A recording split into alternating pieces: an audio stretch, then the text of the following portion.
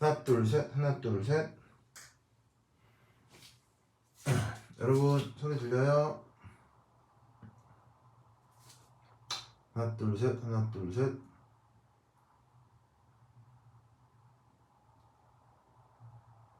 하나 둘 셋, 하나 둘 셋. 오케이.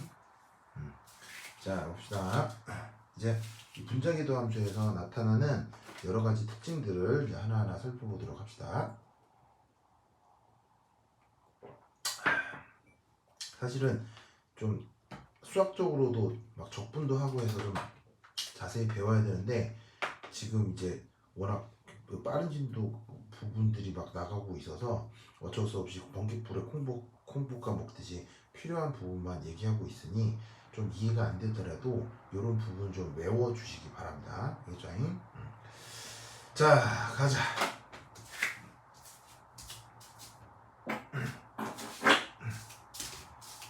아이고.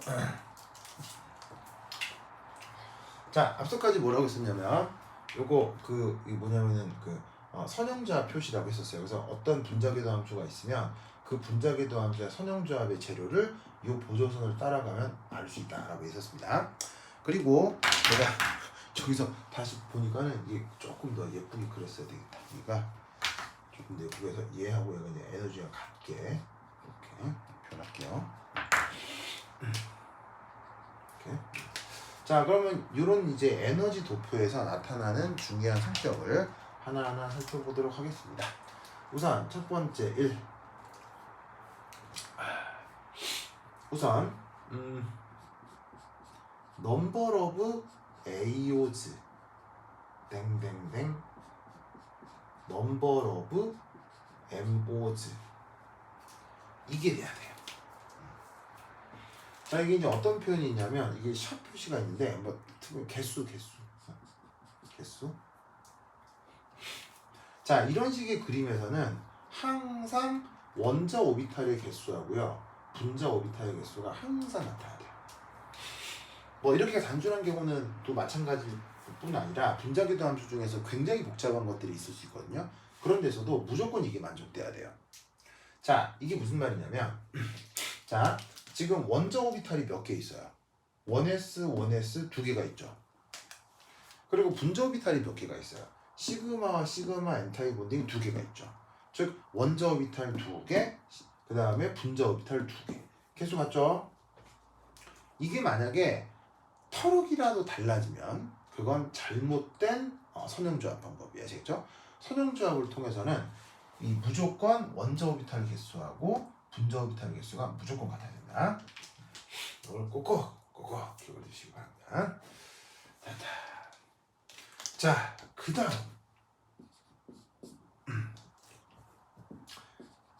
여기서 나타나는 에너지 준위 대소 비교가 또 있습니다.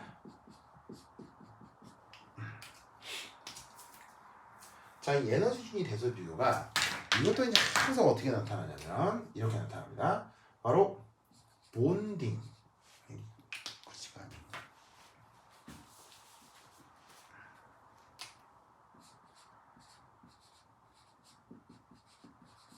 몰리큘라 오비탈. 자, 본딩 몰리큘라 오비탈이 어디예요? 요거. 본딩 몰리큘라 오비탈이 지금 요거와 그 다음 어타믹 오비탈스. 그러면 원자 오비탈들을 얘기하는 건데 누구냐면 얘하고 얘를 얘기하는 거죠. 그리고 마지막으로 엔타이 본딩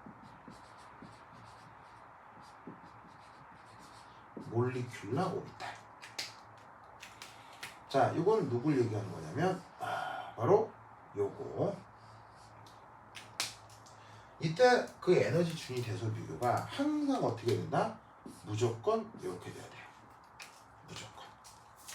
그래서 이 본딩 MO하고 원자 오비탈하고 엔타이 본딩 오비탈을 비교했을 때 본딩 몰리큘러 오비탈이 무조건 가장 안정해야 되고요.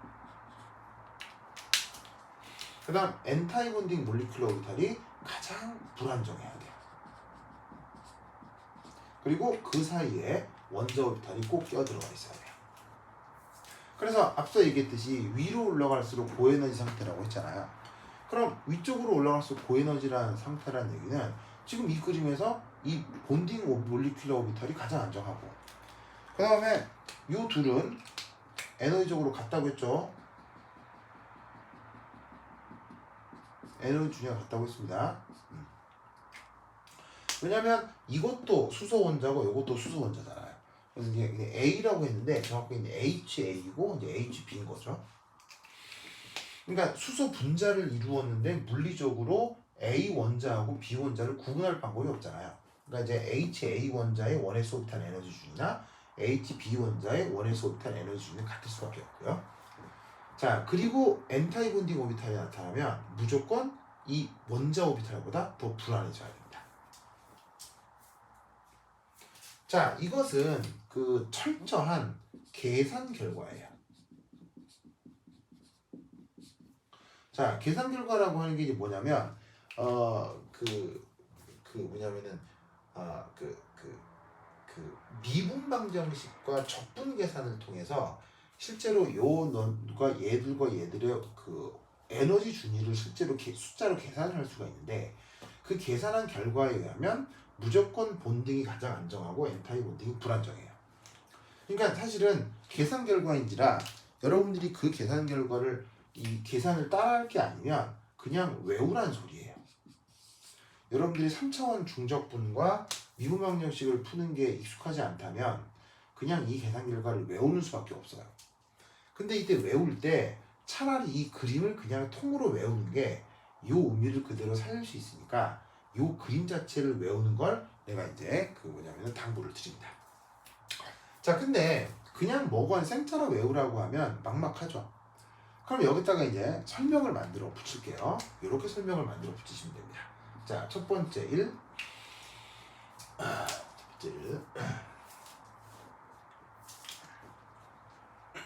이렇게 됩니다. 자, 엔타이 본딩이라고 하는 건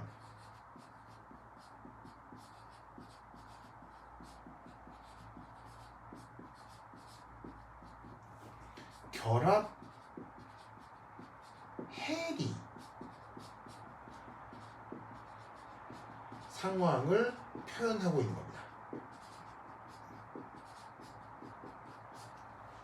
알겠죠? 자, 여러분, 왜 결합 해리를 하려고 할까요? 바로 이 경우는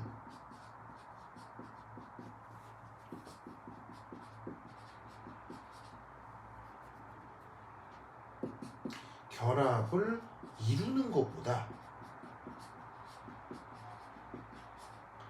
해리되는 것이 더 좋으니까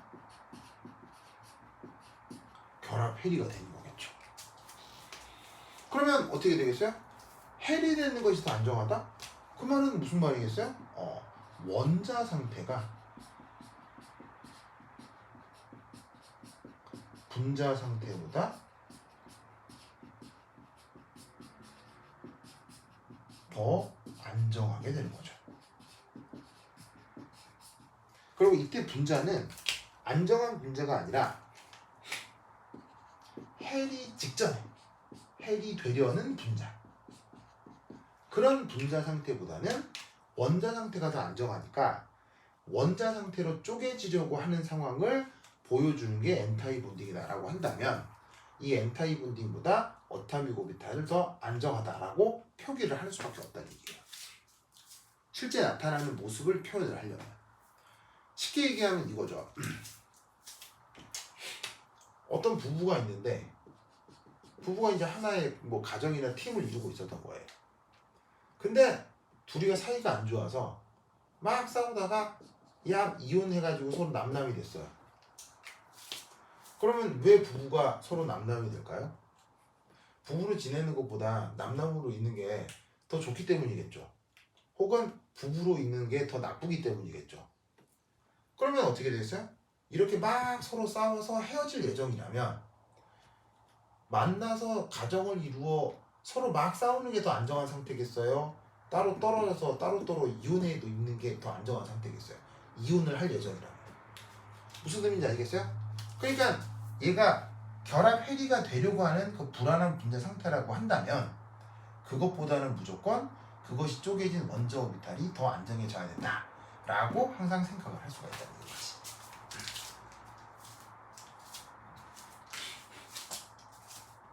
아시겠죠? 자, 여기까지 잘 들려요? 하나, 둘, 하나, 둘.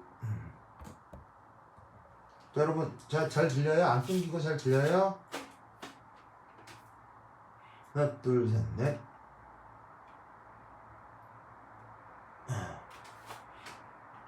오르마 소리 잘 들려요? 하나, 둘, 셋, 넷.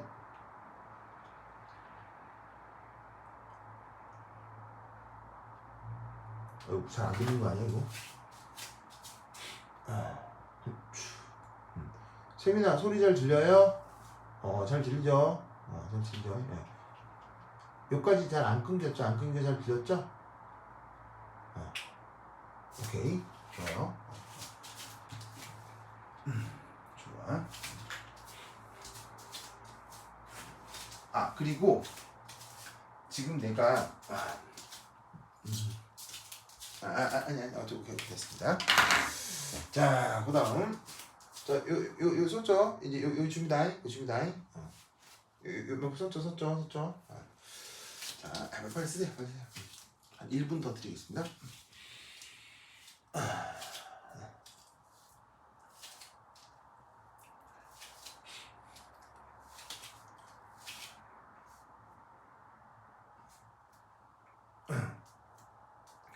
아이고.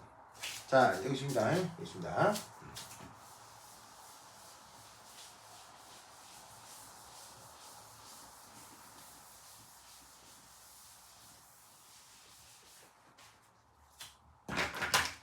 자, 두 번째는 이겁니다.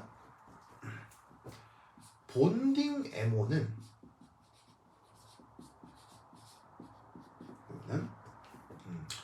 독립적 원자보다는 분자를 형성하는 것이 더 안정한 경우를 나타내는 함수입니다.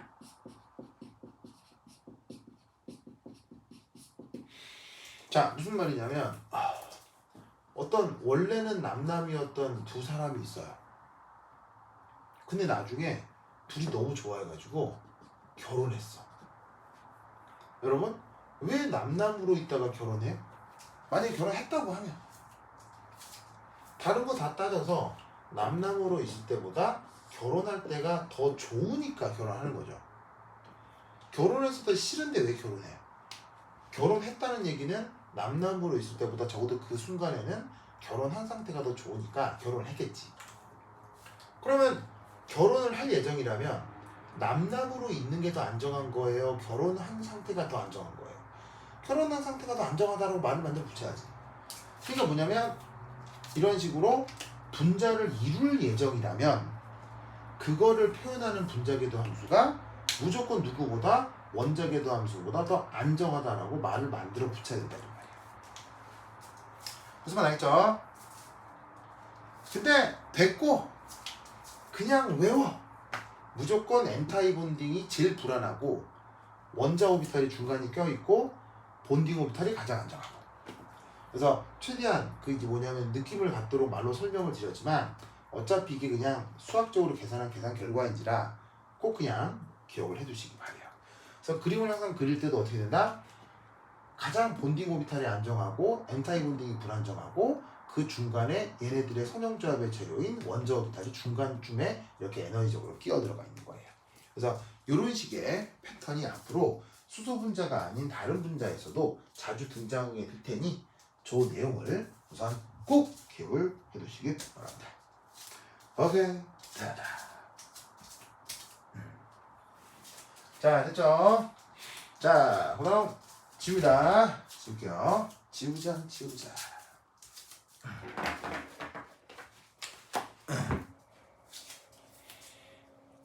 자, 썼죠? 자, 이십니다. 줄게요. 에이.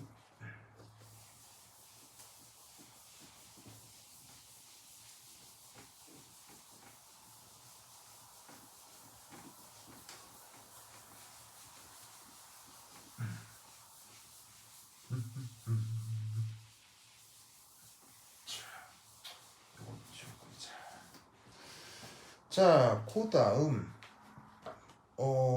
세 번째.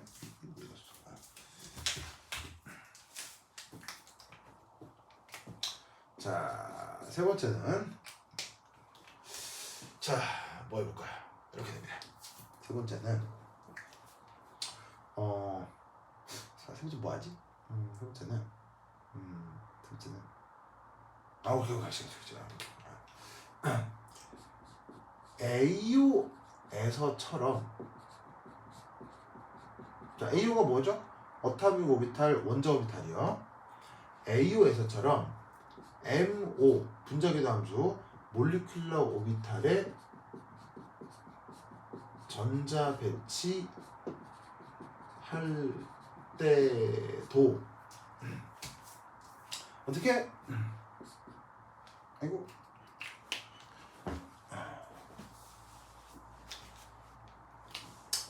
바로 파울리의 베타 원리와 훈트루를 만족시켜야 합니다. 자, 여러분, 파울리, 베타 원리하고 훈트루를 기억나요? 자, 각각 뭐였어요? 파울리, 베타 원리는 어떻게 되는 거죠? 우선 한 오비탈에 채워질 수 있는 최대 전자 개수가 몇 개예요? 파울리 베타 원리에 가면 한 오비탈에 채워질 수 있는 전자 개수가 최대 2개까지죠. 그리고 그 전자 2개가 채워질 때 또 어떻게 채워져야 돼요? 스핀의 방향이 서로 반대해야 되죠.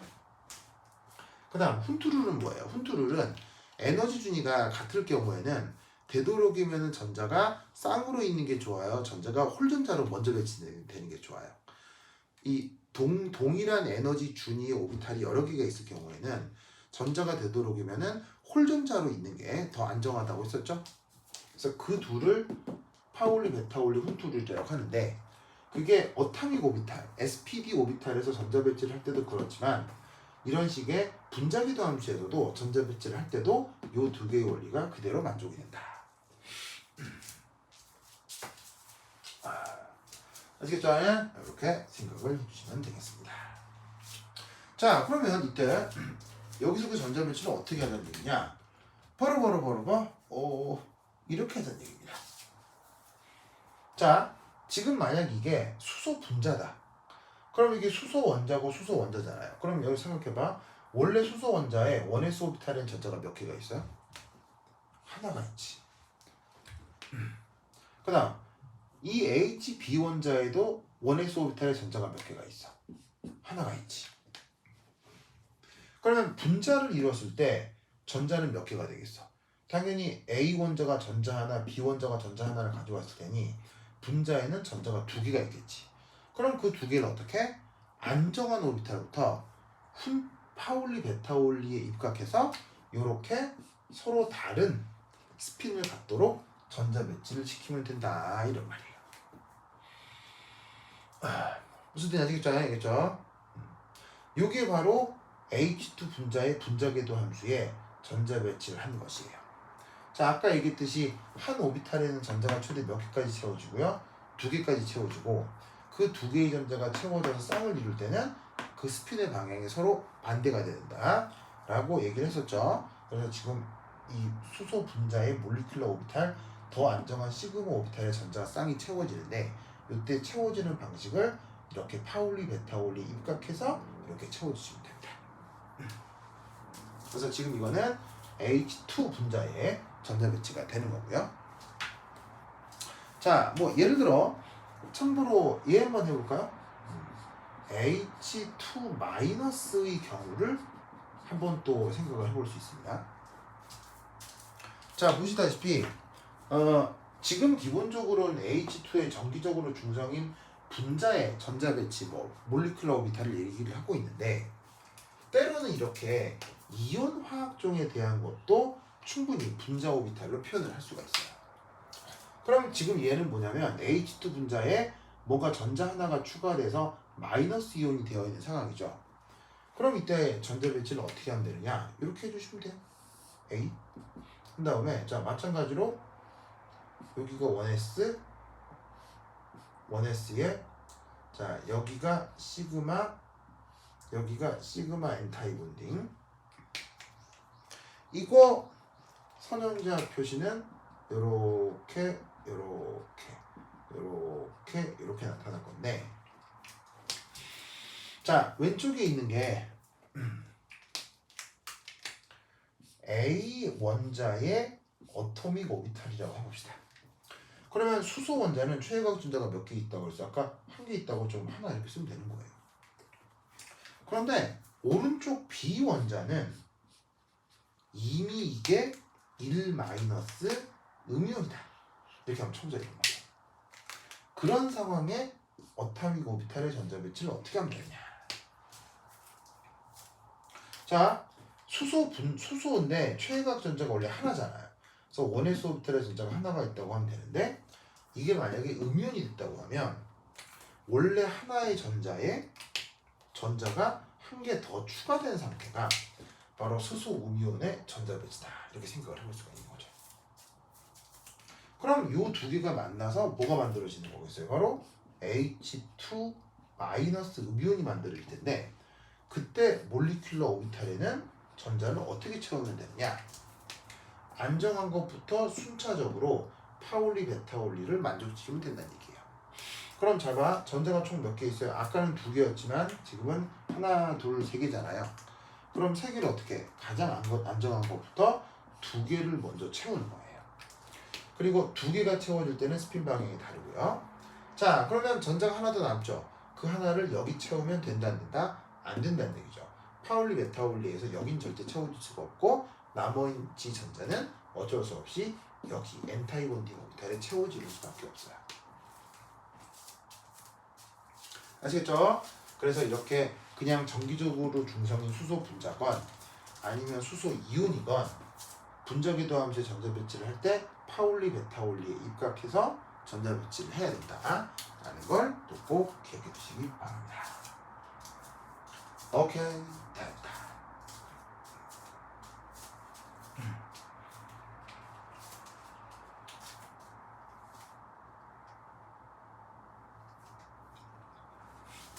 자, 여러분 다 적으셨어요?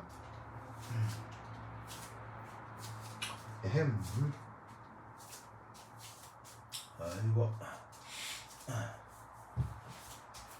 다 적었어요? 자, 지운다. 지울게요.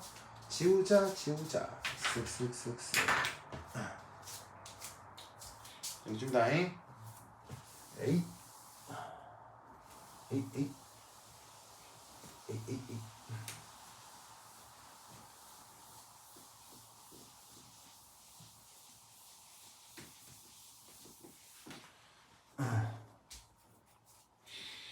자, 그 다음 자, 네 번째가 있는데요. 네 번째 또 분자궤도 함수에서 중요한 거 바로 본드 오더라고 하는 컨셉이 있어요. 본드 오더. 자, 우리말 번역은 뭐냐면 결합 차수라고 얘기를 합니다. 근데 본드 오더라는 표현도 결합 차수라는 표현도 좀 길기 때문에 얘를 축약해서 많이 표현하는데 어떻게 축약해서 많이 쓰냐면 앞에 이니셜을 따가지고 BO 이렇게 써요. BO. 자, 앞으로 BO라는 말을 쓰면 본드 오더다 혹은 결합 차수다 이렇게 기억을 해두도록 합시다. 자, 그럼 이 결합 차수라고 하는 건 뭐냐면 이 주어진 분자궤도 함수에서 자 정의가 이렇게 됩니다. 자, 바로 봐. 본딩 M5에 있는 전자 개수 해서 N타입 본딩 M5에 있는 전자 개수를 빼. 그리고 걔를 다시 짜자자잔 이렇게 2로 다시 나눈 거. 이걸 본도오드라고 한다. 자, 이게 정이 이렇게 말이 좀 이상한데. 이 앞부분을 이렇게 살짝 수정합시다. B5라고 쓰고 요것에 정의가 이러하다. 이렇게 써야 논리적으로 좋죠. 그렇죠. 이거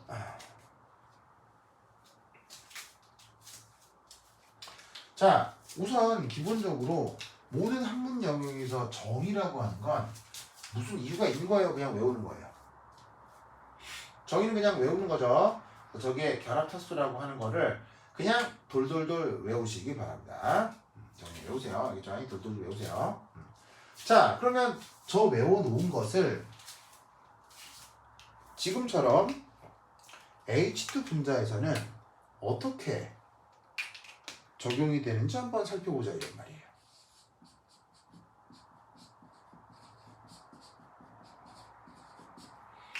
바로 봐. 이렇게 계산이 되겠죠. 자, 우선 2로 나누는 건 그대로고요. 여기 2라고 하는 건 요 개수를 얘기하는 거고요. 0이라고 하는 건 요 개수를 얘기하는 거죠.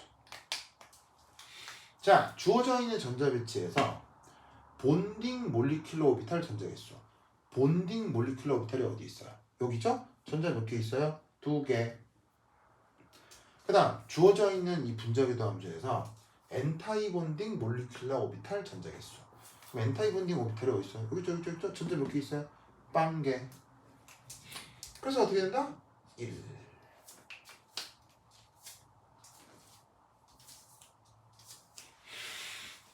저렇게 된다.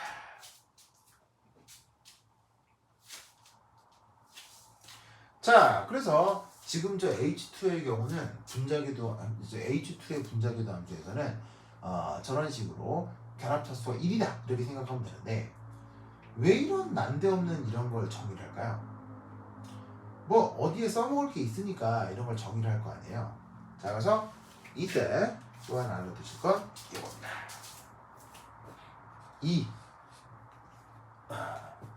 요 B5가 클수록 뭐라고 생각하면 되냐면 결합력이 더 세다 이렇게 생각하시면 돼요.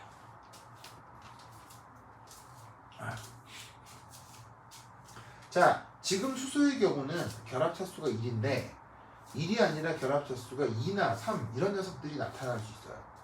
그래서 어쨌건 간에 결합차수가 점점점 커질수록 분자를 아우르는 그 전체적인 결합력이 점점 더 세진다. 이렇게 생각을 해주시면 됩니다. 아시겠죠? 자, 그럼 이때 여기에서 클수록 결합력이 세다라는 것은 역으로 이런 생각을 해볼 수도 있는 거죠. 바로 봐. 이 결합차수 DO가 어떤 경우 계산을 했더니 0보다 작거나 같은 이런 경우가 있을 수도 있어요. 그러면 이런 경우는 그러면 어떻게 해석해야 되느냐? 바로 봐. 결합 해리 혹은 그런 분자는 존재하기 어렵다. 고 판단을 하시면 됩니다.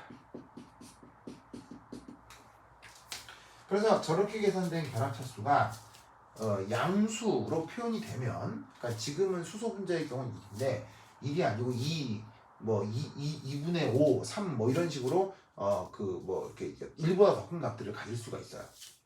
그래서 어쨌건 그런 식으로 결합차수가 크게 나타나면 그 화학결합이 좀 세다 이렇게 생각을 하시면 되고요. 반면에 계산을 했더니 그 결합차수가 음수가 되는 상황이 벌어진다 혹은 0이 된다라고 하면 그건 그런 존재는 존재할 수 없고 결합 해리가 이루어질 것이다 라고 분석을 항상 하시면 돼요. 알겠죠? 그래서 이걸 하라고 지금 이런 결합차수라는 개념을 정의한다는 거 기억하시고요. 자, 그 다음 네 번째는 이겁니다. 루이스 구조상 루이스 구조 아니죠? 루이스 구조. 자, 루이스 구조 무슨 룰에 입각해서 그리는 거야? 옥텐룰. 그래서 루이스 구조상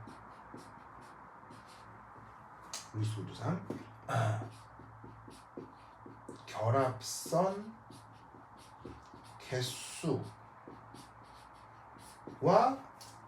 상관관계가 아주 큰 편입니다.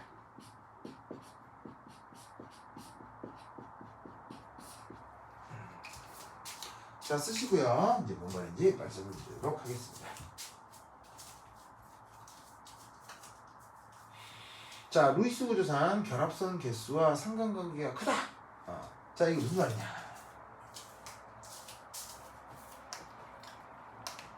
자, 여기서 수소 분자의 루이스 구조가 이렇죠. 그럼 여러분 아시다시피 수소 분자는 이렇게 수소 원자의 원래 홀전자와 홀전자가 만나서 여기서 무슨 결합을 만들어요? 단일 결합을 만들죠? 자, 결합선 몇 개 나가요? 단일 결합은 하나 나가죠. 그 결합선 하나 나간다가 이런 식으로 이 경우 결합차 수가 1이다 라는 것과 상당히 일치해요. 그 말은 무슨 말이냐면 만약에 이중결합을 하는 분자다. 그럼 그 이중결합을 하는 분자에 대해서 이런 분자교조 함수적인 분석을 하면 그때는 결합차 수가 또 2가 돼요. 삼중결합, 루이스 구조에서 삼중결합이 나타나잖아요. 그럼 또 분자교도 함수에서 결합차수가 또 3이 나타난다고요. 그런 경우가 아주 흔해요. 자, 하지만 이렇게 그런 경우가 상당히 흔하긴 하지만 중요한 건 100% 맞아떨어지진 않아요. 어떤 경우가 있을 수 있냐면은 결합선은 이중결합으로 나타나는데 결합 차수가 2.5로 나타날 수도 있어요. 그런 예시들도 있을 수 있습니다. 그래서 이 루이스 구조상 결합선 개수와 결합 차수가 100% 일치하는 건 아니지만 보통의 경우는 상당히 유사한 패턴을 갖는다 라는 정도는 알아두시면 좋겠습니다. 자, 필기 마무리 하시고요. 그 다음 괄호 5번 넘어가도록 하겠습니다. 자, 어서 후딱후딱 쓰세요.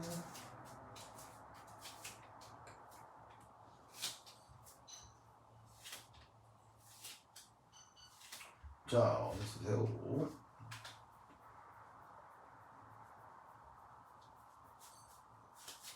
자, 다 썼죠? 자, 저쪽 글씨 쓴 거 또 씌우겠습니다. 아이고,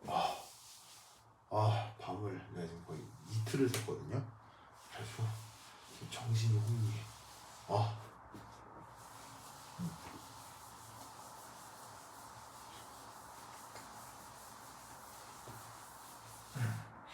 아이고.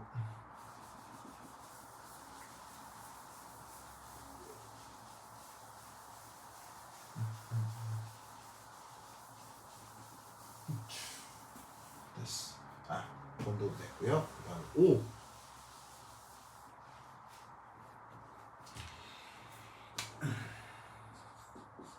자, 원래 표현으로는 매그네티즘이에요. 그래서 원래 표현은 매그네티즘인데 우리말 번역은 자기성으로 이제 번역을 합니다.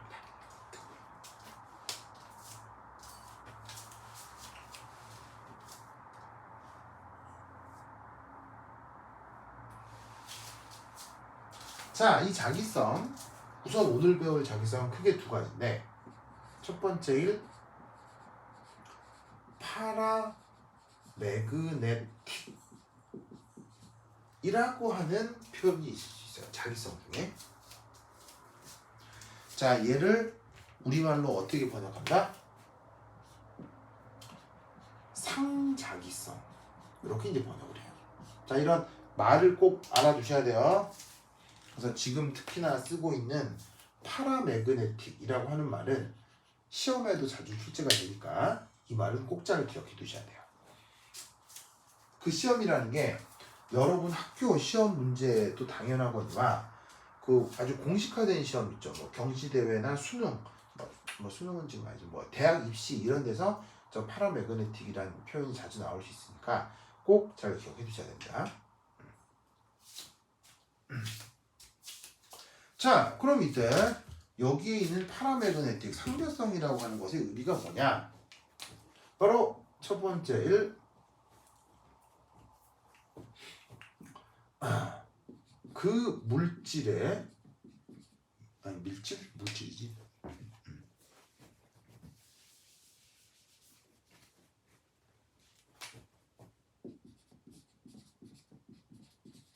물질을 자기장 속에 넣으면 큰 자기적 인력이 발생합니다.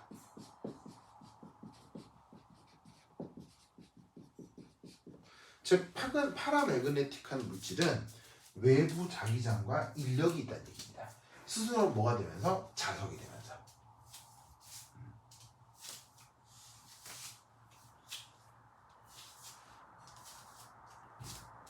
그래서 파라매그네틱한 물질은 어떻게 된다? 자기장 속에 넣으면 그 자기장과 큰 인력이 나타납니다.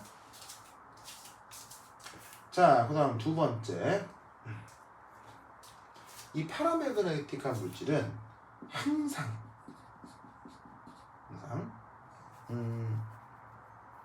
어떻게 되냐면 홀전자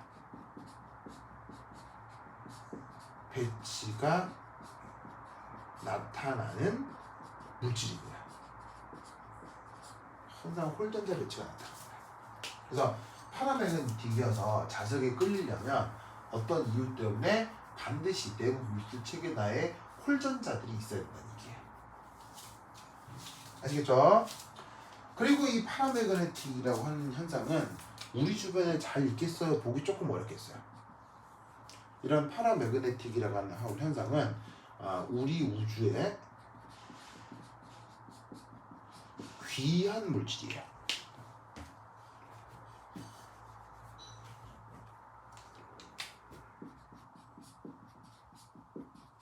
즉 파라매그네틱한 물질은 사실 우리 생활에서 그 종류가 많다 적다? 아주 종류가 적습니다. 그럼 잘 봐요. 저 파라매그네틱한 물질 잡아. 그 물질을 자기장 속에 넣으면 큰 자기적 인력이 발생하고 우리 우주에 상당히 귀하게 나타난다. 그럼 상자기성을 갖는 가장 유명한 물질 체계가 뭐가 있을까요? 여러분들이 알고 있는 여러 가지 물건 중에서 저 상자기성을 이용하는 거. 그게 뭐가 있을까요? 자, 답해볼래요? 우리 일상생활에서 저 상자기성을 나타내는 대표적인 물건 뭐가 있어요? 좀 답해볼까요? 아이고. 자, 그럼 어떻게 돼요? 아이고. 어떻게 되나? 답들 안 해, 이렇게. 자, 어떻게 됩니까? 안 떠올라요? 그 물질 자체가 자기장이랑 큰 인력이 나타나는 물질.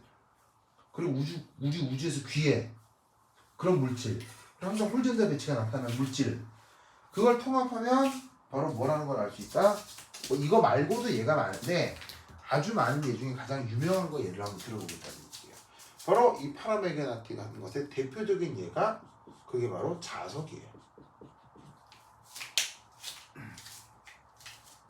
여러분 자석 아세요? 자석? 자, 자석 모를 리는 없지. 어딘가에 떡떡 붙는 게 자석이잖아. 그럼 생각해봐. 자석은 외부 자기장, 또 다른 자석과 인력이 있어, 청력이 있어? 인력이 있잖아. 그 다음 생각해봐. 자석이라고 하는 현상을 우리가 공부하고 알게 돼서 그런 거지. 사실은 이 그 자석이라고 하는 물질은 우리 우주에 그 물질량이 많아요, 적어요. 자석이라고 하는 물질은. 자, 여러분, 자석을 누구로부터 만들죠? 누구로부터 만들어요? 바로 자철광이라고 하는 물질로부터 만들거든요. 그럼 이 자철광이라고 하는 게 이제 뭐 나중에 배우시면 뭐 스피넬 구조가 같다 뭐 이렇게 배울 텐데 뭐 그건 나중에 배우도록 하고, 어쨌거나 보시다시피 자철광이라고 하는 물질을 가공해서 자석을 만드는데 이 자철광이 우리 지구에 많냐고요. 우리 지구에 기본적으로 굉장히 귀합니다. 알겠죠? 그래서 우리 지구에 상대적으로 양이 적고, 그런데 마이너스 전하를 움직일 수 있는 우리 우주에서는 귀한데 외부 자기장과 큰 인력이 나타나는 물질을 그래서 상자기성이라고 한다라는 거를 꼭 기억해 두시기 바랍니다.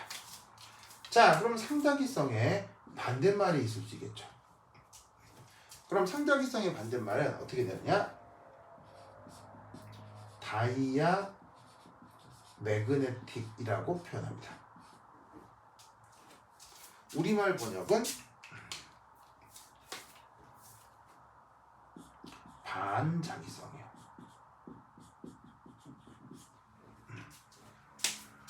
자, 얘는 어떤 거냐면 이런 성격의 물질은 어떻게 된다? 외부 자기장에 상대적으로 약한 청력이 나타납니다.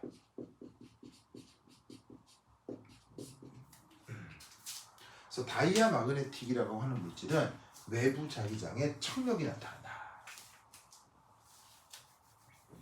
아시겠죠? 그리고 이 녀석은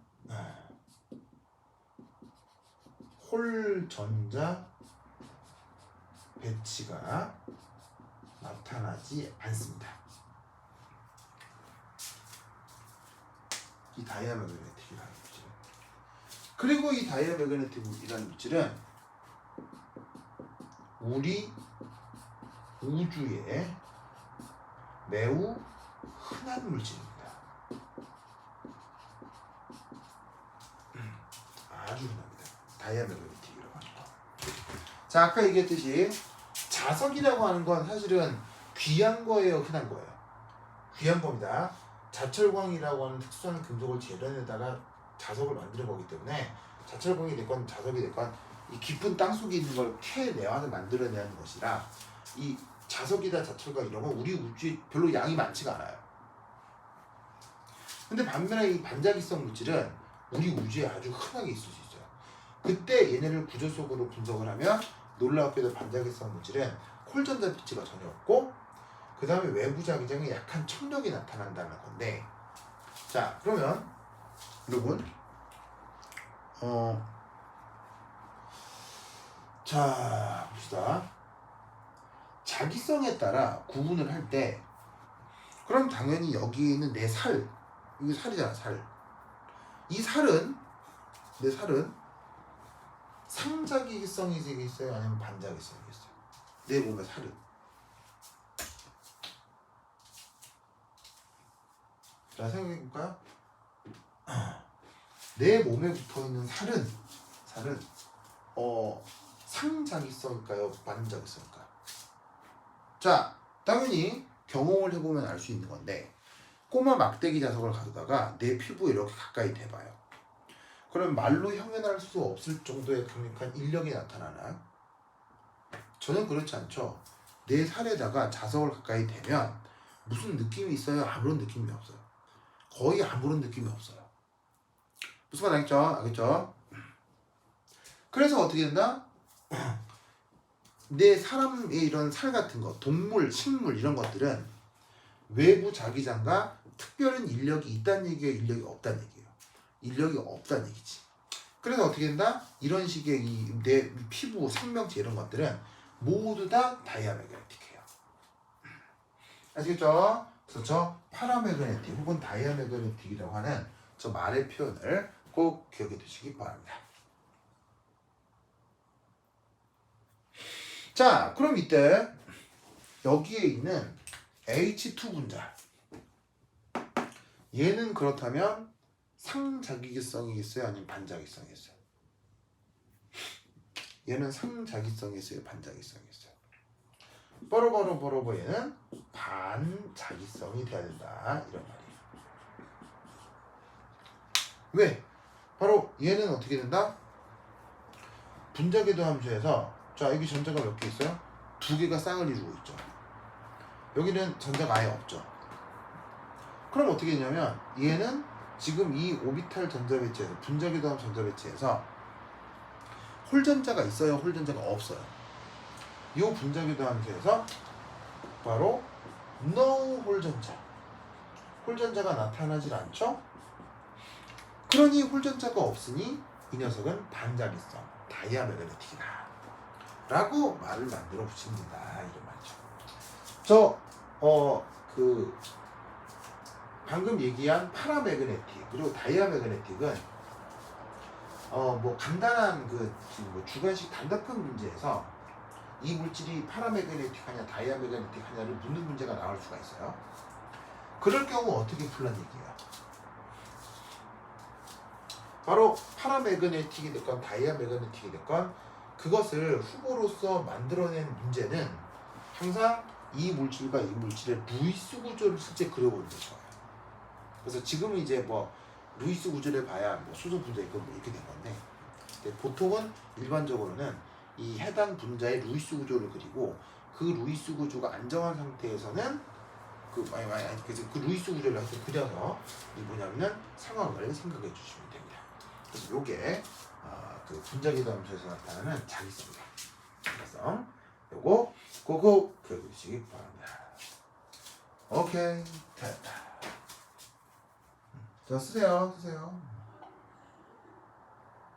자, 이제 크게 다 지울 거야.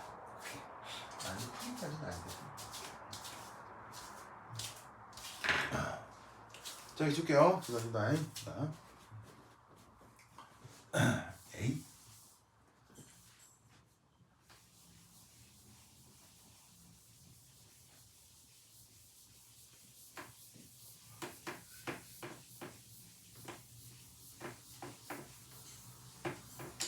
자, 봅시다.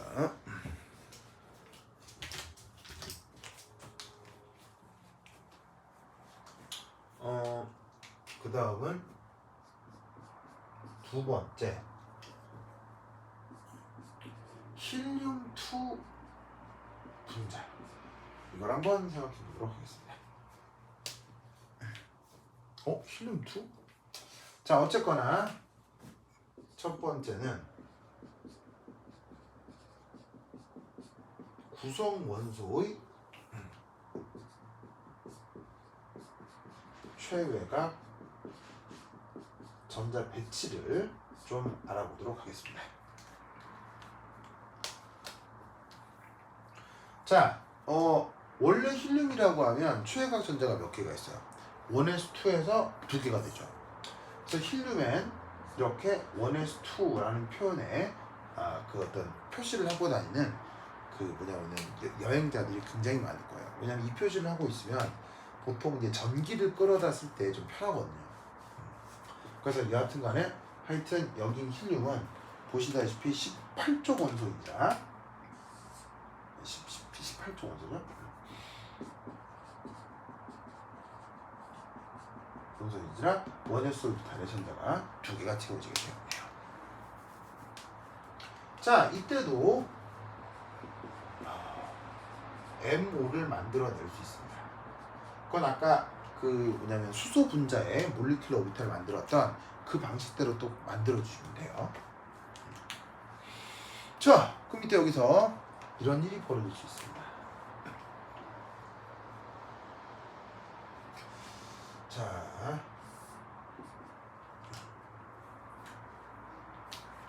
여기 이제 Y축에 더 고에너지 라고 해봅시다. 자, 근데 아까 그 뭐냐면 충돌 이론 하면서 충돌 됐고 이제 분자기도 하면서 이제 더 고에너지 상태를 위쪽으로 그릴 건데, 이때 힐륨2 분자를 구성하는 짜잔, 힐륨의 어토믹 오비탈을 한번 생각해보자. 그럼 힐륨이라고 하는 원자는 최외곽 전자가 몇 개 있어요? 여기 2개가 있죠. 그럼 2개를 어디에 채우시면 되겠어요? 뽀로뽀로뽀로뽀. 아이고 내가 지금 잘했어. 띄웠어야 되는데 딱 붙였어. 다시. 그래서 이제 지금 이 녀석은 수소 원자의 어토믹 오비탈이에요. 어토믹 오비탈. 그걸 이렇게 그렸다면, 지금 이제 힐륨이죠. 그럼 힐륨이라고 그래야 되겠죠.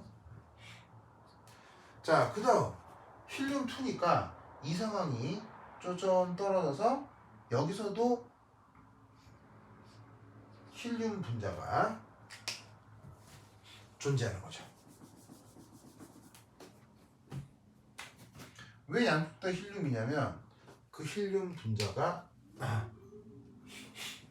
2개 모여 분자를 구성한 상황을 생각해 보려고 하니까 이 힐륨의 전자 배치, 힐륨 전자 배치 2개를 써보도록 하겠어요. 그래서 이 힐륨의 보시다시피 원자 상태, 어토믹 상태의 원자 궤도 함수를 AO 이렇게 표현해 보도록 하겠습니다.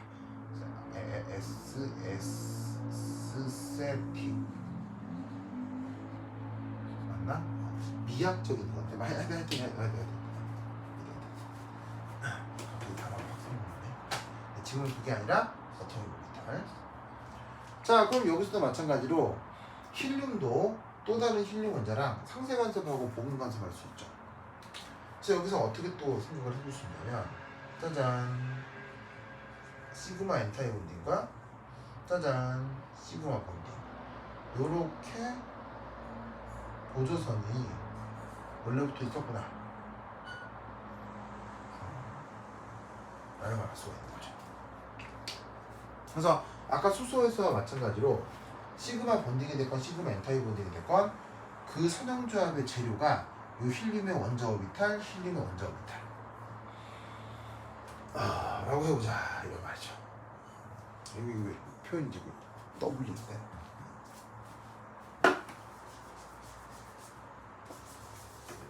그냥 AOA라고 합시다. 자, 그러면 앞서 얘기했듯이 힐륨에 원래 전자가 몇 개가 있어요?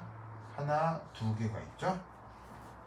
그리고 이 힐륨에도 전자가 2개가 있죠. 자, 그런데 이때 이 중간에 있는 녀석들은 누구예요? 바로 저기에 있는 힐륨2 분자의 몰리큘러 오비탈이죠.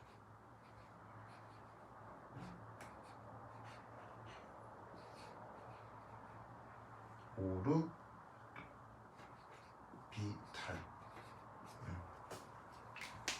자, 그럼 이때 여기서 이제 결정적으로 뭘 구해보느냐, 이런 걸 구해봅니다.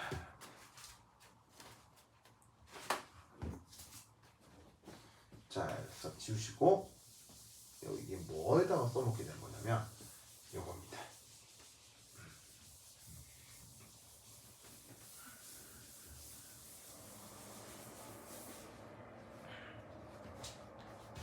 자, 보자. 여기서 따져볼 거 빠르바르바르바 결합 차수입니다.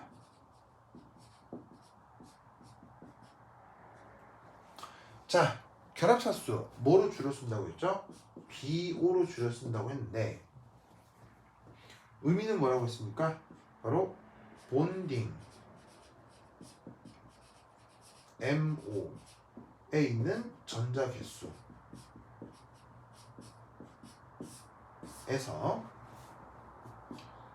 바로 열고 엔타이 본딩의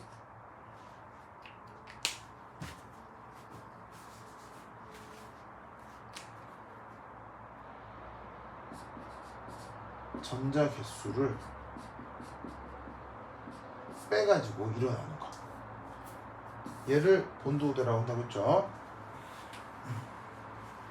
자, 그러면 여기 주어져 있는 이 상황에 대해서 본드오더를 따지면 자, 이 본드오더의 본딩 오비탈에 있는 분자궤도 함수가 지금 보시다시피 여기서 어떻게 쳐야 되냐, 하나, 둘, 셋, 네 개를 순차적으로 파울리, 메타울리와 홈투르에 입각하여 채우면 되니까 여기에 전자가 하나, 둘, 셋, 넷, 즉 본딩하고 엔타이 본딩에 전자가 다 들어갔다, 이렇게 생각을 할 수밖에 없겠죠. 그럼 이 경우 이렇게 힐륨 분자로부터 수소 분자를 만든다고 했을 때 그때의 이 경우의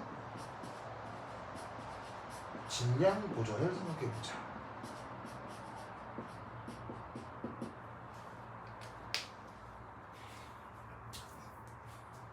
자, 우선 염의 이온화에 의해서 수용액 중에 NH4 플러스 뭐 이런 것들이 요 얘기는 나중에 하도록 합시다. 그래서 말고 요 경우 결합차수 바로 구해봅시다. 소리. 자, 그래서 아까 얘기했듯이 결합차수는 본딩 몰리큘러 오비탈에서 엔타이 본딩 몰리큘러 오비탈을 빼주면 되는 건데, 지금의 경우는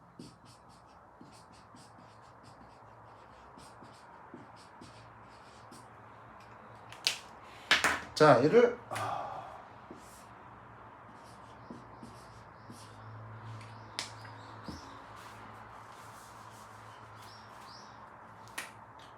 짜잔, 이렇게 계산할 수가 있다고요. 자, 2로 나누는 건 똑같고요. 앞에 2가 나와 있는 건 뭐냐면 지금 보시다시피 본딩 오비탈의 전자가 2개가 채워져 있죠. 그리고 빼기 뭐로 연결하는 거예요? 엔타 본딩에 있는 전자를 빼주면 되는 거예요. 그러면 이 값은 얼마나 표현되겠어요? 0. 알겠죠? 그러면 결합차수가 0이다.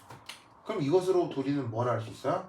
자, 앞서서 제시한 힐륨2 분자는 결합차수가 0이 되거나 음수가 되면 합성될 수가 없는 거예요. 가상적으로 뭐 이렇게 그 구조를 상상해 볼 수 있으나 실제로 힐륨2 분자는 저렇게 결합차수를 계산하면 결합차수가 0이 되기 때문에 그 덕에 저 힐륨2 분자를 확인할 수 없다라고 해설을 만들어 붙이시면 됩니다. 오케이, 됐다. 자, 그럼 10분 쉬었다 하도록 하겠습니다. 화장실 갔다 오세요.